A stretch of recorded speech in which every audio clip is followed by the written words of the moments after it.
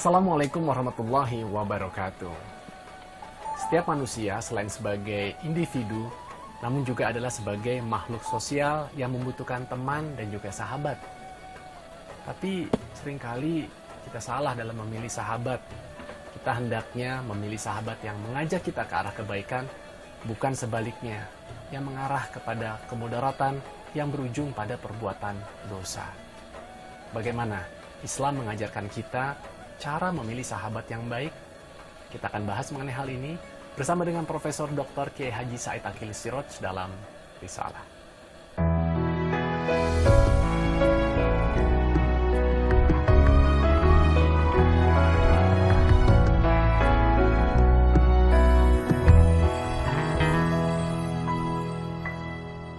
Assalamualaikum warahmatullahi wabarakatuh, Pak Said. Waalaikumsalam warahmatullahi. Semangat Pak Said, udah sehat lagi sekarang? Alhamdulillah. Iya, kemarin itu dapat ujian dari Allah ya, diberikan rasa sakit sedikit ya Pak. Iya. Tapi mudah-mudahan bisa kembali beraktivitas seperti Insyaallah. sedia kala ya Pak Said. Pak Said, hari ini kepengen belajar dari Pak Said mengenai persahabatan dalam Islam. Kita sadari bahwa selain sebagai individu, manusia ini kan adalah juga sebagai makhluk sosial yang butuh orang lain, Iya. teman, sahabat, dan juga saudara. Apakah Islam itu membedakan antara teman, saudara, dan juga sahabat? Bismillahirrahmanirrahim. Tema ini sangat penting sekali di saat-saat kita hidup di era yang penuh dengan egoistik, hedonistik. Orang semua serba mikirkan dirinya sendiri. Sudah tidak ada lagi ruh suhbah, ruh ukhuwah. Semangat persahabatan atau semangat persaudaraan sudah menipis sekali, kecuali bagi orang-orang yang masih memiliki prinsip yang baik. Oleh karena tema ini sangat penting sekali, karena Rasulullah sendiri ketika diutus oleh Allah menyebarkan agama Islam, tidak kemudian dijalankan sendiri, tapi Rasulullah segera membentuk persahabatan, membentuk komunitas dengan label sahabat. Itu artinya saudara seperjuangan, saudara seiman dan seakidah. Kalau hanya saudara senasab, kakak, adik, paman, itu bahasa Arabnya al-akh fin nasab, alaqah fin nasab. Tapi kalau persahabatan seiman, seperjuangan, visi misi yang sama, itu namanya sahib atau sahabat. Itu juga saudara namanya, tapi saudara fil imani wal adab. Saudara satu iman dan satu tujuan, satu visi misi, satu prinsip. Kalau yang saudara tapi beda agama misalkan, beda prinsip, namanya al-akh fin nasli wal adab. Saudara hanya hubungan sebagai famili saja. Nah, Nabi Muhammad sendiri begitu mendapatkan wahyu untuk menyebarkan agama Islam, segera mencari cikal bakal, mencari kader-kader pertama yang akan dijadikan sahabatnya yang siap untuk berkorban, siap sehidup semati lah. Tidak ada tujuan apapun kecuali ingin dakwah Islam. Siapa tuh Maka sahabat-sahabat dapatlah itu? pertama kali istrinya dulu, Siti Khadijah. Awwalu man amana bi Rasulillah adalah Sayyidah Khadijatul Kubra binti Khuwailid. Orang pertama kali beriman kepada Islam, pada agama Nabi Muhammad, beriman tauhid adalah istri yang sangat mulia, yaitu Sayyidah Khadijah Al-Kubra, putri daripada Khuwailid. Nah, di saat-saat Nabi Muhammad baru pertama kali mendapatkan wahyu di Gua Hira, kemudian lari dari gua sambil gemetar, sambil rasa takut, sambil mengatakan kepada istrinya, Zammiluni, Zammiluni, selimutilah aku, selimutilah aku. Sayyidah Khadijah lah yang menghibur. Engkau tidak pernah macam-macam, engkau tidak pernah menipu, engkau tidak pernah menzalimi orang, engkau tidak pernah macam-macam, maka engkau tidak akan kena gangguan jin atau setan. Itu yang datang adalah malaikat. Kalau kurang percaya, besok ayo temuin sepupu saya namanya Waraqah bin Naufal. Itu sepupu Sayyidah Khadijah yang sudah beragama Kristen. Ketika datang ke Waraqah, mengadukan suami saya begini-begini, kata Waraqah, yang datang kepadamu adalah seperti yang datang kepada Nabi Musa, an-namusul akbar, malaikat senior, yaitu Jibril. Mudah-mudahan saya bisa sampai umur saya menjumpai engkau ketika engkau diusir oleh penduduk sekitar kamu, oleh orang Quraisy. Mudah-mudahan saya sampai umur saya itu. Kata Nabi kaget, apa mereka nanti akan mengusir saya? Apa salah saya? Waraqah mengatakan, menjawab, tidak ada seorang nabi dan seorang rasul kecuali pasti musuh pertama adalah sahabat atau familinya dulu. Musuh pertama adalah saudara-saudaranya dulu. Oh begitu. Iya, semua nabi itu musuh pertamanya adalah yang masih saudara. Nah, oleh karena itu pasti kamu nanti pada saatnya akan diusir dari Mekah ini atau dari tempat kelahiran. Betul juga kan? Hanya sayang Warqah bin Nawfal kemudian tidak lama meninggal dunia. Belum sampai tidak sampai menyaksikan Nabi Muhammad diusir dari kota Mekah. Jadi kalau tadi kita sudah coba mendengar, ternyata di Islam itu ada setidaknya dua lah yang kita mungkin harus pahami. Ada perbedaan antara saudara dan juga sahabat. Sahabat itu yang memiliki kesamaan visi, perjuangan, keimanan. Kalau saudara mungkin kita sedarah, tapi bisa jadi mungkin berbeda keyakinan. Begitu ya Pak Said ya? Iya. Dan juga kalau kita lihat Rasulullah itu memiliki sebenarnya banyak sekali sahabat, namun ada 10 diantaranya itu yang dijamin masuk surga. Dan luar biasa, mereka itulah sahabat-sahabat yang justru pada saat tahu tentang hal tersebut, justru semakin menambah keimanan dan ketakwaannya kepada Allah Subhanahu wa Ta'ala. Karena mereka itu tidak pamrih. Bukanlah surga yang dicari, tapi semata-mata memang ingin mendapatkan ridho dari Allah semata. Itulah yang membedakan para sahabat dengan kita manusia yang masih banyak harus belajar. Sebenarnya kita yakin semua sahabat Nabi masuk surga. Hanya yang dikasih tahu, yang dideklarasikan itu 10. Dan semua sahabat Nabi masuk surga semua. Sayyidina Hasan, Sayyidina Husain, Siti Aisyah, surga semua lah. Hanya yang dibuka rahasianya ya, dideklar itu 10 orang. Baik.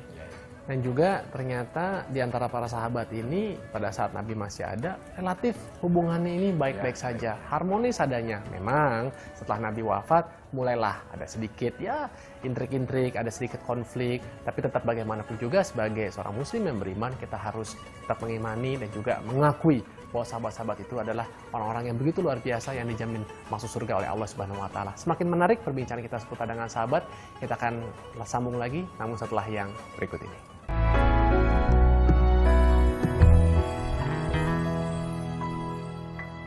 Ya, kita sambung lagi bincang-bincang kita seputar persahabatan dalam Islam.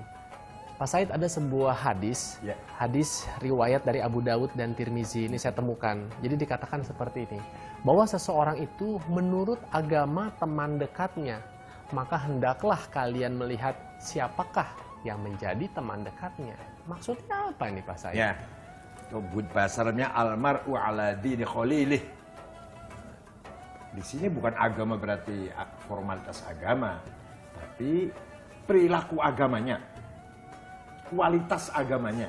Nah, orang itu dilihat dari temannya. Kalau si A ini teman-temannya, si A ini ahli ibadah yang baik-baik, orang soleh, berarti si A orang soleh. Kalau ada si B ini, dilihat dari temannya saja sudah pemabok, peminum, perampok, misalnya, berarti si B ini orang tidak baik agamanya. Kalau kita mau melihat seorang gitu, dilihat saja bergaulnya dengan siapa. Jadi orang itu baik apa enggak, seperti apa. Lihat aja pergaulannya dengan siapa. Kalau pergaulannya ke masjid, insya Allah baik-baik kan. Kalau pergaulannya ke ke tempat-tempat yang lebih banyak mudaratnya, Pak. Ya jelas orang itu orang tidak baik, itu gampang. Tapi yang paling penting lagi, sahabat itu dalam Islam sampai-sampai Sayyidina Abu Bakar diabadikan dalam Al-Quran. Persahabatan dengan Nabi itu loh, sampai diabadikan dalam Al-Quran. Allah berfirman dalam surat At-Taubah, faqad nasaruhullah idh akhrajahu alladhina kafaru thaniyatnaini idh huma fil ghar idh yaqulu li sahibihi la tahzan innallaha ma'ana. Ketika Rasulullah hijrah ke Madinah, keluar dari rumah kan dihadang oleh pemuda-pemuda Quraisy dengan semua masing-masing bawa golok, bawa pedang. Rasulullah pesan pada Sayyidina Ali agar tidur di tempat beliau, pakai selimutnya beliau, pakai selimutnya, pakai semua tempat tidurnya Rasulullah di tempat itu Sayyidina Ali. Ya. Kemudian janjian dengan Sayyidina Abu Bakar. Nanti ketemu di sebuah titik gitulah. Malah yang menyediakan ontanya juga Sayyidina Abu Bakar. Rasul keluar dihadang oleh anak-anak muda Quraisy itu yang akan membacok rame-rame sambil membaca bagaimana surat Yasin itu waja'alna min baini saddan fahum yusirun. Saya jadikan antara kamu dan mereka penghalang sehingga mereka tidak bisa melihat itu. Tidak bisa melihat. Tapi Rasulullah sambil baca itu sambil ditaburi debu dulu. Semua tidur. Oh itu sejarahnya. Nabi keluar, mereka bangkit, siuman, masuk ke rumah, dikira Nabi lagi tidur. Hampir mau dibacok, dilihat Sayyidina Ali. Muhammadnya mana? Ya sudah keluar dari tadi. Itu pengorbanan Sayyidina Ali. Padahal kalau langsung bacok, bisa saja dibacok. Bisa saja mati. Nah, ketemu di Sayyidina Abu Bakar, kemudian berangkat untuk mengelabui arah. Kalau Madinah kan ke utara, tapi oleh Nabi mengarah ke arah timur dulu. Yaitu ke sebuah gunung namanya Gunung Taur, masuk ke dalam gua bersama Abu Bakar. Iya. Di sini 3 hari 3 malam. Nah, sambil anak Sayyidina Abu Bakar itu namanya Asma binti Abu Bakar menggembala kambing perempuan. Sambil menggembala kambing bawa berita dari apa yang dia ada di Mekah kepada bapaknya ada di gua itu. Lama-lama orang Quraisy ini ahli tentang apa? Bekasnya kaki. Jejak itu ya ahli ya. Diikutin ya, Bang? Diikuti. Ketahuan. Oh itu tuh ini jejak sampai ke gua ini ya. Tapi di pintu gua itu ada burung sedang bertelur, burung dara, burung merpati itu sedang bertelur. Ada apa? Laba-laba ya? Ya, laba-laba di situ. Maka kata orang Quraisy ini nggak mungkin masuk ke sini. Kalau masuk ya ini kita hilang semua ini kan. Iya. Guanya jadi apa? Jadi kotor ya banyak. Nggak mungkin lah ada orang masuk. Padahal kalau masuk ketahuan. Kalau ada yang masuk ada satu ketahuan. Iya. Nah disitulah Sayyidina Abu Bakar ketakutan. Ini bagaimana kalau mereka tahu kita di sini masuk, ini sudah habis. Nah, apa tuh jawab Rasulullah? Jawabnya Rasulullah, "Idh yaqulu li sahibihi." Ketika itu Nabi Muhammad berkata kepada sahabatnya, ini diabadikan dalam Al-Quran. Maksudnya Abu Bakar ya? Abu Bakar ini diabadikan dalam Al-Quran sampai hari kiamat Al-Quran dibaca ini. Tentang Abu Bakar ini. "Idh yaqulu li sahibi la tahzan, innallaha ma'ana." Wahai sahabatku, wahai saudaraku, sahabatku seperjuangan dan seakidah, la tahzan, jangan kau sedih. Innallaha ma'ana, Allah pasti bersama kita. Ini ayat ini betapa mulianya Sayyidina Abu Bakar ketika mendapatkan predikat sahabat Nabi Muhammad yang mengasihi Al-Quran. Yang mengasih predikat kepada Abu Bakar sebagai sahabat itu Al-Quran. Sampai hari kiamat dibaca ini. Yaqulu sahabat tahzan, ketika Nabi Muhammad berkata kepada sahabatnya, janganlah engkau bersedih.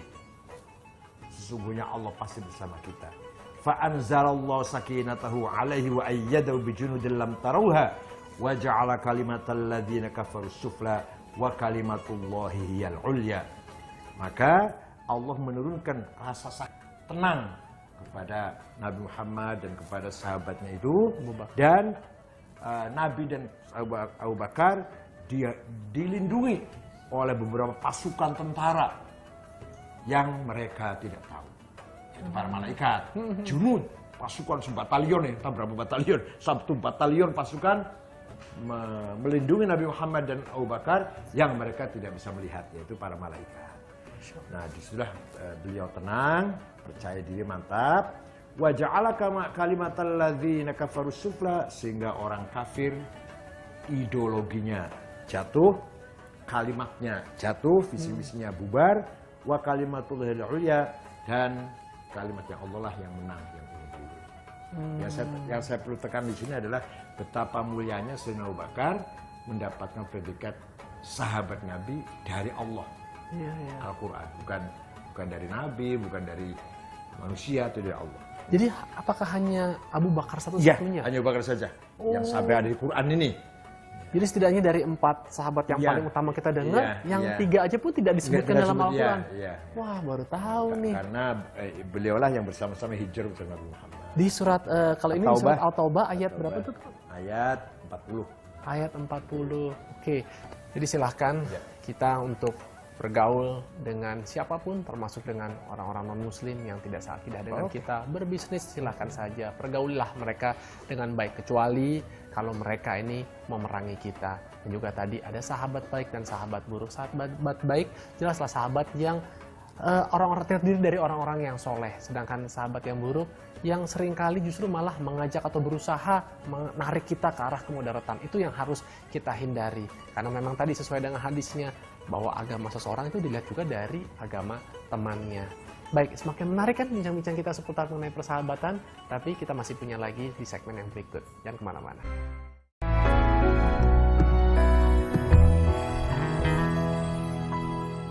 Masih dalam risalah dan kita masih membicarakan bersama dengan Pak Said Akil adalah mengenai persahabatan dalam Islam. Ini kita sudah masuk dalam inti nih dari tema persahabatan. Bagaimana menjaga keharmonisan dalam Islam? Apakah itu memang diajarkan Pak Said? Ya pasti. Ya soal Islam agar kita menjaga persahabatan lillahi ta'ala. Istilahnya namanya al-musahabah fillah. Ada hadisnya, ada 7 orang yang nanti akan bernaung di bawah arsy Allah. Di mana di hari itu tidak ada atap, terbuka, baru bangkit dari kuburan, miliaran manusia dari satu, betapa panasnya, betapa sumpengnya, matahari pun sangat dekat. Nah, nanti ada 7 macam orang yang bernaung di bawah arsy Allah. Salah satunya adalah 2 sahabat yang ikhlas, yang selamanya menjaga persahabatan, dan yang penting lagi adalah saling mengingatkan di bidang agama. Di bidang agama, kalau misalkan kendor sholatnya saya ingatkan. Sebaliknya, saya melanggar aturan maksiat, Dinasihat. Anda mengingatkan. Lillahi ta'ala, mengingatkannya lillahi ta'ala, bukan karena saya tidak siap apa. Itu juga pasti akan bernaung di bawah arsy Allah. Yauma la dhilla illa arsyuh, di mana hari itu tidak ada atap kecuali arsy Allah.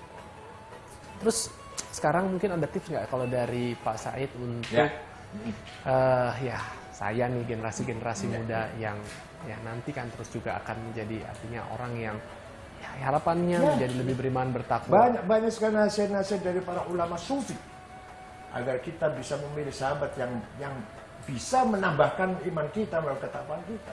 Takhayyaru li suhbatikum. Seleksilah ketika kamu akan bergaul dengan seorang. Ini luas, maknanya luas ini. Bukan hanya saya masuk ke ormas pun pilih. Ormas itu banyak orang baik-baik. Kita mau bergabung masuk ormas. Ya, masuklah pada ormas Islam yang di situ tempatnya orang yang baik-baik, tempatnya orang hafal Quran, tempatnya ulama yang ahli agama. Pilih mana terserah. Terserah Pak Adrian mana milih mana. Ormas banyak di Indonesia ini. Takhayyaru li suhbatikum. Fa innal musahabata daimah. Karena pergaulan itu langgeng. Jadi nanti kita di akhir nih Pak, Mas, kita ini sudah berkenalan. Dulu ketika alam arwah, ketika masih kita belum menjadi fisik masih di sana, kita sudah pernah kenal. Kita ini sudah pernah kenal. Gitu, Pak. Sekarang ini hanya mengingatkan perkenalan yang dulu. Nanti di akhir pun kita akan kenal. Kita akan ketemu. Kalau kita berdua ini lillahi ta'ala, dan itu tadi ukhuwah fiddin, sohbah fiddin wal iman, bil adab, visi misi, perjuangan, Saika akidah Nah. gitu. An-nasu ala dini mulukihim wa ala dini ikhwatihim. Manusia pasti akan terpengaruh dengan agama pemimpinnya dan agama teman-teman. Nanti sayahsyarun nasu ma'aman ahabbuh. Manusia ini akan bangkit dari kuburan, dikelompokkan dengan orang-orang yang dia cinta. Siapa temannya? Siapa temannya? Nah, itu banyak ya sama temannya aja Mas.